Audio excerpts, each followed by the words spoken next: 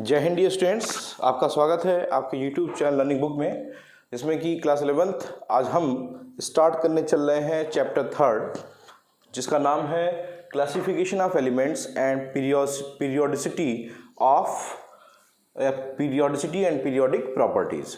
अगर इस चैप्टर को हम देखें डियर स्टूडेंट्स, तो सबसे ज़्यादा हमको जो आइडेंटिफाई करना है, आपने सेकंड चैप्टर में स्ट्रक्चर ऑफ एटम पढ़ा, अब हमको पीरियोडिक टेबल का पूरा डिटेल पढ़ा जाए। अगर एक लाइन में कहा जाए तो इस चैप्टर को सिंगल फॉर्म में आप कह सकते हो periodic table, concept of periodic table आपको यहाँ पे पढ़ना है, पूरा पीरियोडिक टेबल का कॉन्सेप्ट। अगर आप कहें तो इनऑर्गेनिक केमिस्ट्री का बेस आप स्टार्ट करने चल रहे हो, स्ट्रक्चर ऑफ एटम से तो स्टार्ट कर ही चुके हो, वहाँ जो बेसिक रूल पढ़े हो वो भी कुछ यहाँ पे अप्लाई होंगे, और साथ ही साथ चैप्टर 3 का जो कॉन्सेप्ट है, अगर आपने सही से अपने मन को प्रिपेयर कर लिया, सही से चैप्टर को प्रिपेयर कर लिया, मैंने आपको स्टार्टिंग के लेक्चर में बताया था कि structure of atom, periodic table और केमिकल बॉन्डिंग, अगर ये 3 चैप्टर तैयार हैं तो आपकी इनऑर्गेनिक केमिस्ट्री तैयार है, चाहे किसी भी लेवल पे कोई भी क्वेश्चन पूछे आपसे। तो ये 3 चैप्टर डियर स्टूडेंट बहुत ही फोकस करने की ज़रूरत है हमें आपको, और इन तीनों पे फोकस हम करेंगे भी, लेकिन फिर भी आपसे रिक्वेस्ट है एक बार ध्यान से देख लें।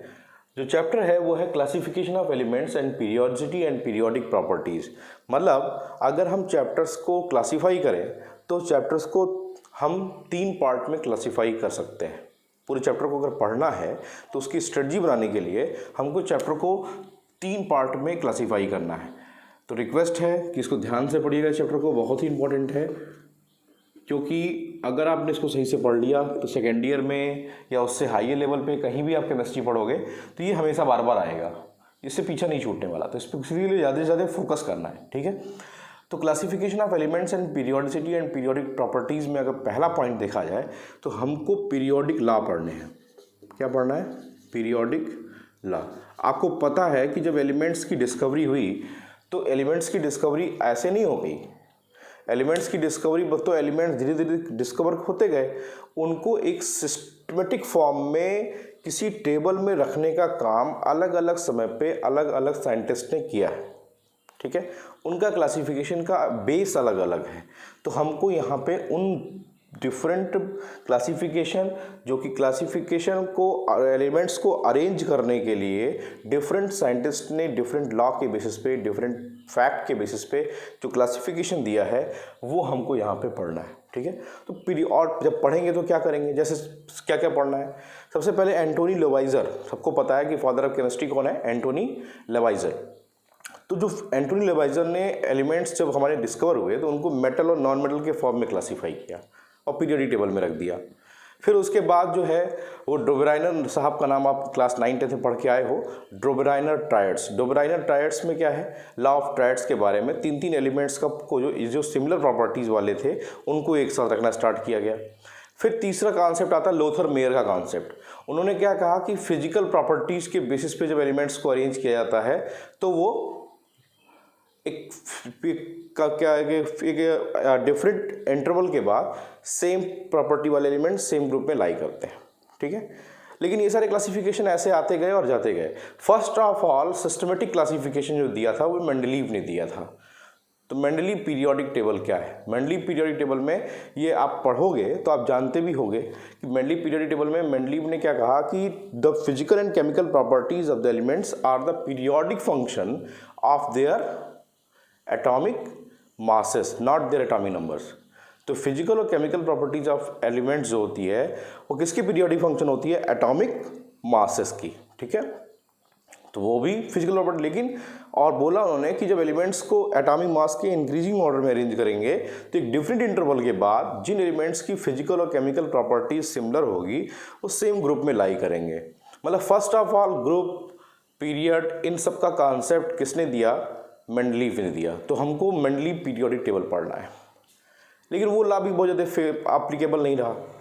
जितने भी हम ये लॉ पढ़ेंगे, लॉ ऑफ ट्रायड्स, फिर एक न्यूलैंड्स लॉ ऑफ ऑक्टेव है आप पढ़ेंगे, ठीक है। जितने भी पढ़ोगे सब में आपको 2 चीज़ें पढ़नी है, एक तो मेरिट और एक डीमेरिट। ये जरूर पढ़ना है क्योंकि ये कॉन्सेप्ट क्लियर करता है क्या फ़ायदा हुआ, क्या नुकसान हुआ। तो इसका कॉन्सेप्ट आपको इस चैप्टर में पढ़ाया जाएगा, ठीक है। तो क्या क्या पढ़ना है?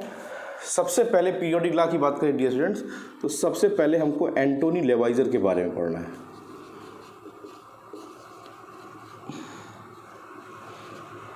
एंटोनी लेवाइजर।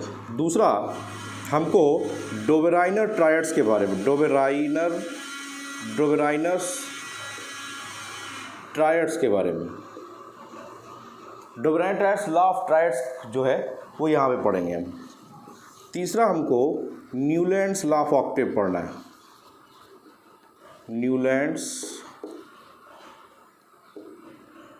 Law of octaves. आपको याद होगा अगर, तो मैंने आपको बताया था म्यूजिकल स्केल पे बेस्ड ये लॉ होता है, ठीक है। चौथा जो हमको पढ़ना है वो लोथर मेयर का कॉन्सेप्ट पढ़ना है। किसका पढ़ना है? Lothar Meyer concept. पांचवा जो हमको पढ़ना है वो पढ़ना है मेंडलीव पीरियोडिक टेबल, मेंडलीव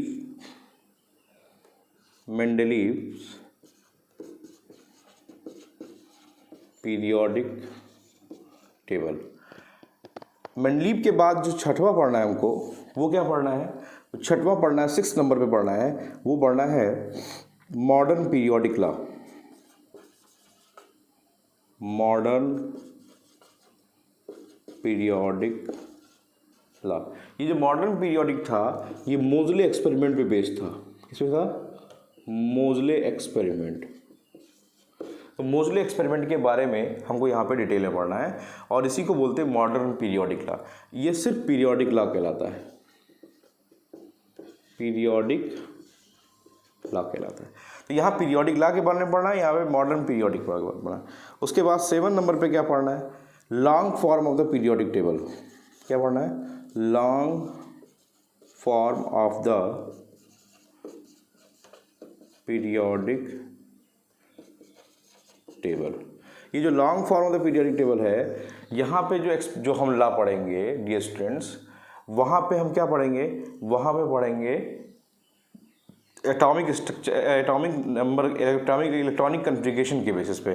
तो इतने हमको पीरियोडिक लॉज पढ़ने हैं, जिसमें एंटोनी लेवाइजर ने मेटल नॉन मेटल के बेसिस पे क्लासीफाई किया, डोबेराइनर ट्रायड्स ने 3 एलिमेंट्स को अरेंज किया, न्यूलैंड्स लॉ ऑफ ऑक्टेव ने क्या कहा कि जैसे कि सारे गामा पाधा नीचा होता है, वैसे जब एलिमेंट्स, हर पहला एलिमेंट 8वें एलिमेंट्स के साथ फिजिकल और केमिकल प्रॉपर्टीज में क्या करता है?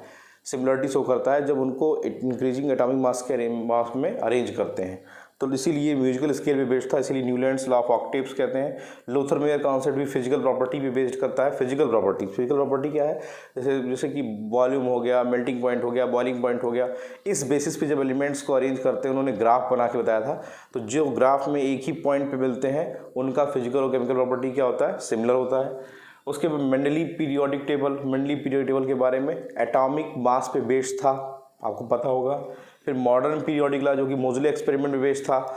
मॉडर्न पीरियोडिक लॉ क्या कहता है कि वही मेंडलीव में जहाँ पे क्या बेस्ड था, जिसपे मेंडलीव में जो एटॉमिक मास था उसी को एटॉमिक नंबर कर दिया गया। Long form of the periodic table, जिसको कि इस समय का जो एटॉमिक मॉडल जो आप पढ़ रहे हो, स्ट्रक्चर पढ़ते हो पीरियोडिक टेबल, वो पीरियोडिक टेबल किससे बेस्ड है? वो लॉन्ग फॉर्म पीरियोडिक टेबल जो मतलब कि इलेक्ट्रॉनिक कन्फिग्रेशन पे बेस्ड है। किससे बेस्ड है?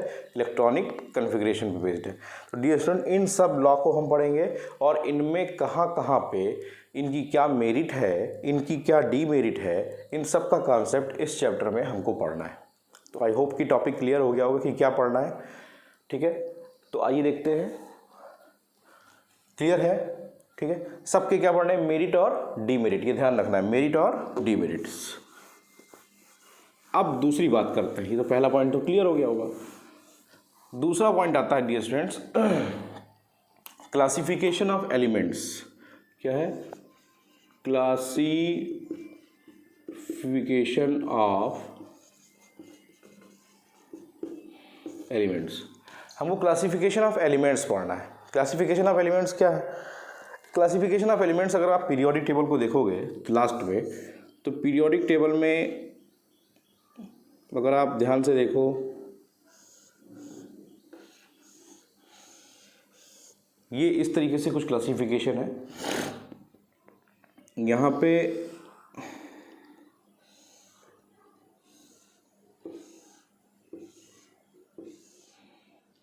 देखिए, ये फर्स्ट ग्रुप है, सेकंड ग्रुप है, ये 13 है, ये 14 है, ये 15 है, ये 16 है, ये 17 है और ये 18 है, ठीक है, और लास्ट में नीचे यहाँ पे 2 को अलग से रखा गया है ये। तो क्लासिफिकेशन ऑफ एलिमेंट्स हम डिफरेंट बेसिस पे देखेंगे डियर स्टूडेंट्स। हर ग्रुप का अपना एक अलग नाम है।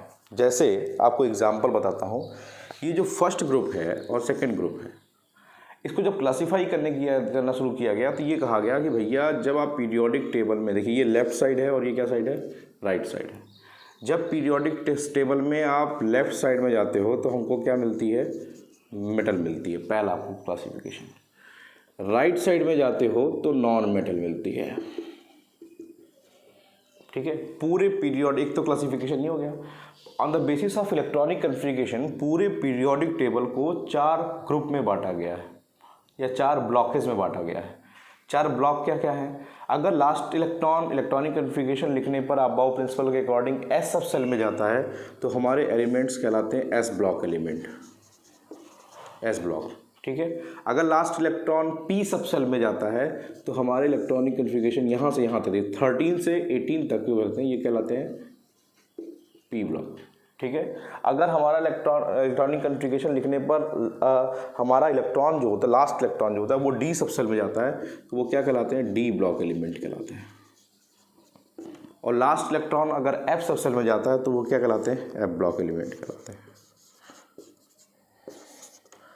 तो पूरे पीरियोडिक टेबल को 4 पार्ट में डिवाइड किया गया है, S block, P block, D block और एफ ब्लॉक। एक क्लासिफिकेशन ये हो गया। ये किसके बेसिस पे है कि लास्ट इलेक्ट्रॉन किस सब सेल में जाता है, तो 4 ब्लॉकेज होते हैं, ठीक है। 4 ब्लॉक के हो गए।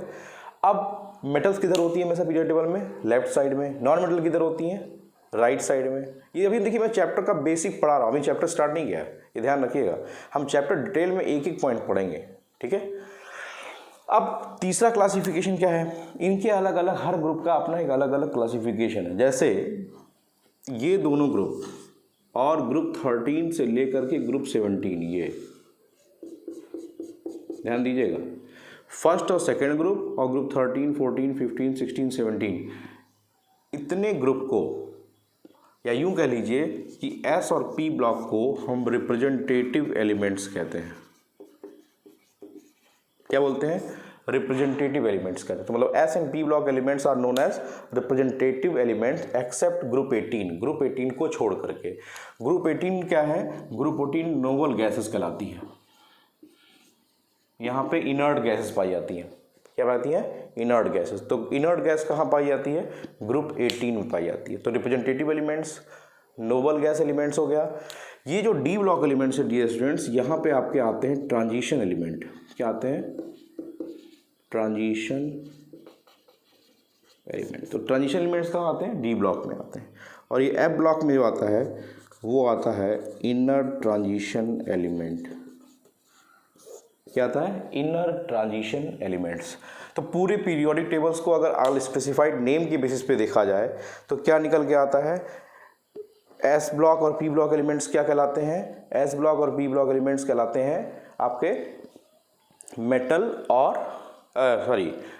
Representative elements. क्या कहलाते हैं, रिप्रेजेंटेटिव एलिमेंट्स कहलाते हैं, ठीक है। इसके अलावा जो आपका पी ब्लॉक एलिमेंट है वो क्या कहलाता है, पी ब्लॉक में जो ग्रुप 18 है वो क्या कहलाता है, नोबल गैस कहलाता है। डी ब्लॉक एलिमेंट्स क्या कहलाते हैं, ट्रांजिशन एलिमेंट्स कहलाते हैं। और एफ ब्लॉक एलिमेंट्स क्या कहलाते हैं, इनर ट्रांजिशन एलिमेंट्स कहलाते हैं। क्या कहलाते हैं, क्यों कहलाते हैं, क्यों इनका नाम पड़ा, ये सब डिटेल में बताऊंगा, परेशान मत होइए, ठीक है। अब अगला पॉइंट आता है कि ये जो मेटल वाले में फर्स्ट एस ब्लॉक है, एस ब्लॉक में ये जो पहला वाला पार्ट है इसको बोलते हैं एल्कली मेटल। क्या बोलते हैं, एल्कली मेटल ग्रुप। तो फर्स्ट ग्रुप एस ब्लॉक का जो पहला ग्रुप है इसको क्या बोलते हैं, एल्कली मेटल। और जो सेकंड ग्रुप है इसको बोलते हैं एल्केलाइन अर्थ मेटल। तो एल्कलाइन अर्थ मेटल किसे बोलते हैं, एस ब्लॉक के सेकंड ग्रुप को बोलते हैं, ठीक है। एल्कलाइन ग्रुप को सेकंड, ये जो सेकंड वाला है इसको एल्कलाइन अर्थ मेटल, इसको एल्कली मेटल कहते हैं। ये जो एफ ब्लॉक है डियर स्टूडेंट्स, एक कहलाता है 4F सीरीज और एक कहलाता है 5F सीरीज।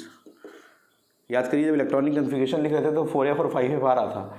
तो 4F सीरीज एलिमेंट्स और क्या कहलाता है, 5F सीरीज एलिमेंट। अब 4F सीरीज का जो स्टार्टिंग एलिमेंट्स होता है वो लेंथेनॉइड होता है। क्या होता है, लेंथेनम, La होता है। इसीलिए 4F सीरीज एलिमेंट्स को हम लेंथेनॉइड्स कहते हैं। क्या बोलते हैं? लेंथेनॉइड्स।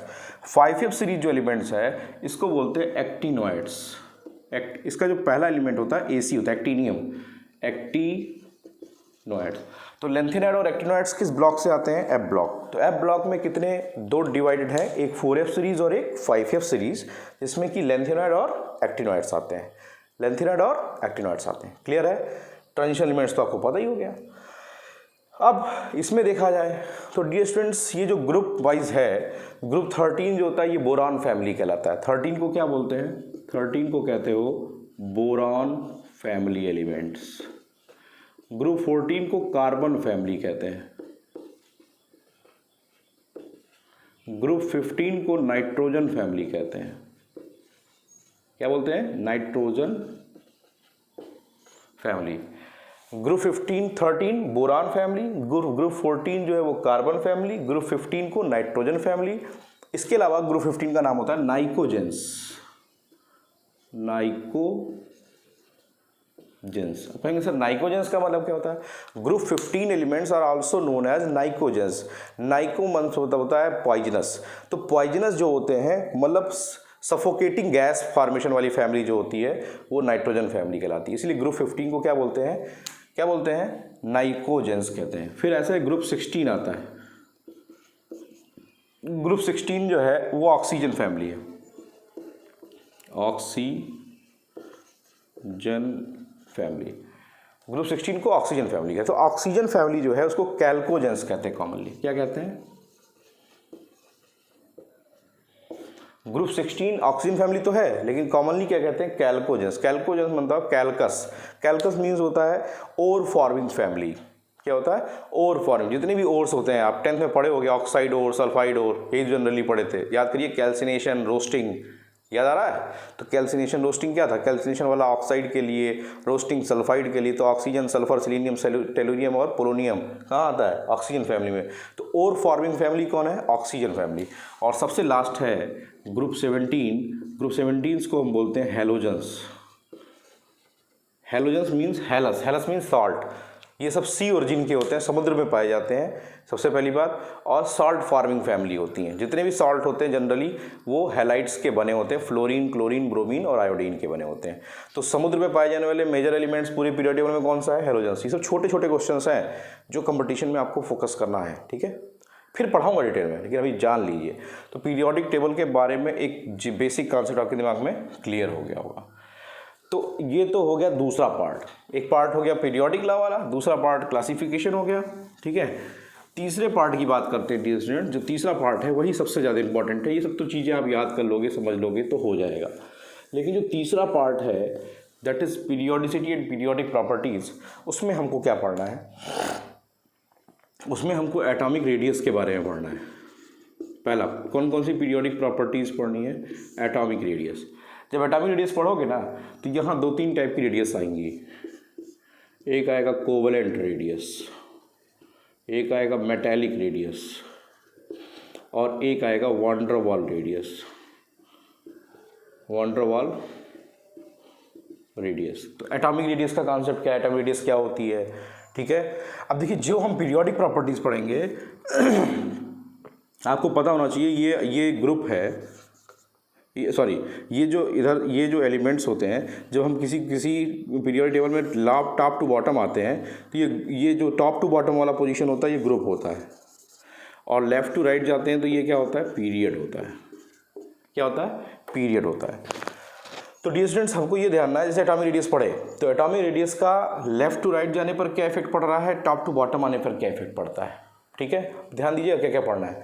एटॉमिक रेडियस पढ़ना है, कोवलेंट रेडियस पढ़ना है, मेटालिक रेडियस पढ़ना है, वान डेर वाल रेडियस पढ़ना है। लेकिन जब इसको पढ़ेंगे तो आपको क्या ध्यान रखना है कि सर जब हम टॉप टू बॉटम आते हैं या लेफ़्ट टू राइट जाते हैं तो एटॉमिक रेडियस बढ़ती है या घटती है। अच्छा मान लीजिए बढ़ती है तो क्यों बढ़ती है?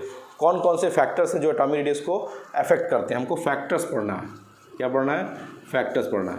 तो पीरियोडिक प्रॉपर्टीज़ का कोई पॉइंट पढ़ेंगे तो हमको 4 चीज़ें ध्यान देनी है। एक तो जो है उसकी डिफिनीशन देख लेनी है, जैसे एटॉमिक रेडियस की डिफिनीशन, एटॉमिक रेडियस क्या है, डिफिनीशन देख लोगे।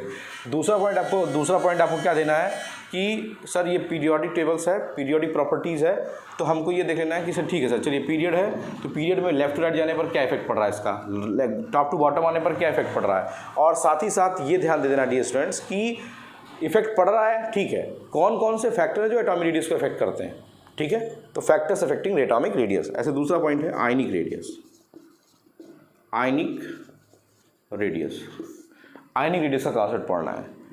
तीसरा पॉइंट है आयनाइजेशन एंथैल्पी,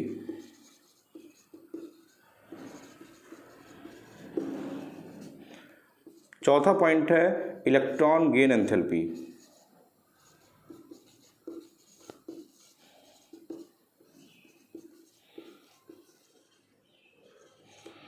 और पांचवा पॉइंट है इलेक्ट्रोनेगेटिविटी। इन सारी प्रॉपर्टीज़ के बारे में क्या पढ़ना है, सबकी डिफिनीशन पढ़नी है, सबका पीरियोडिक ट्रेंड क्या है, ट्रेंड जिसको बोलते हैं ना ग्रुप्स में पीरियड में क्या ट्रेंड है, और तीसरा पॉइंट कौन कौन से फैक्टर्स हैं जो इनको अफेक्ट करते हैं, factors affecting the periodic properties, कौन कौन से फैक्टर हैं जो अफेक्ट करते हैं। बहुत ही बम्पर इंपॉर्टेंट पॉइंट है ये आपका, अगर आप एमएससी लेवल तक जाओगे डियर स्टूडेंट तो पीछे नहीं छोड़ने वाला, तो इसलिए इस पर फोकस करना बहुत ज़रूरी है, ठीक है। तो पीरियोडिक प्रॉपर्टीज़ तो पढ़नी है, लेकिन सबकी डिफिनीशन पढ़नी है, सबके कौन कौन से फैक्टर्स अफेक्ट करते हैं और उनका पीरियोडिक ट्रेंड क्या है ये पढ़ना है। समझ में आ गया।